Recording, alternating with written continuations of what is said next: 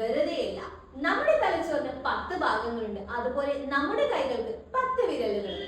ഓരോ വിരലുകളും തലച്ചോറിന്റെ ഓരോ ഭാഗങ്ങളായി ബന്ധിച്ചിരിക്കുന്നു. ഉദാഹരണത്തിന് നമ്മുടെ ഇടത് കൈയുടെ പെരുവിരൽ വലതു ഭാഗത്തെ തലച്ചോറിന്റെ മുൻഭാഗമായും ഇടത് കൈയുടെ ചെറുവിരൽ വലതു ഭാഗത്തെ തലച്ചോറിന്റെ പിൻഭാഗവുമായി ബന്ധിച്ചിരിക്കുന്നു. ഇതുപോലെ ഓരോ വിരലുകളും എതിർവശത്തുള്ള തലച്ചോറിന്റെ ഓരോ ഭാഗങ്ങളുമായി ബന്ധപ്പെട്ടിരിക്കുന്നു. തലച്ചോറിന്റെ ഓരോ ഭാഗങ്ങൾക്കും ഓരോ ധർമ്മങ്ങളാണുള്ളത്.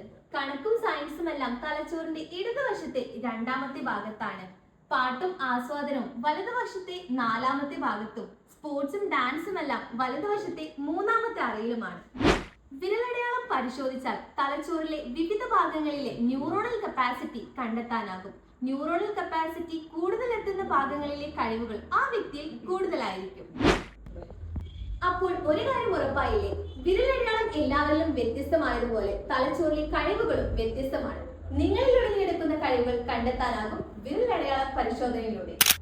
മൈൻഡ് മെട്രിക്സിന്റെ ഓൺലൈൻ ക്ലാസ് അറ്റൻഡ് ചെയ്യാൻ പറ്റാത്തവർക്ക് നമ്മുടെ മൊബൈൽ ആപ്ലിക്കേഷനിലൂടെയുള്ള റെക്കോർഡഡ് ക്ലാസ്സും ഇവിടെ അവൈലബിൾ ആണ്. പുതിയ ബാച്ചുകൾ അഡ്മിഷൻ ആരംഭിച്ചിട്ടുണ്ട്.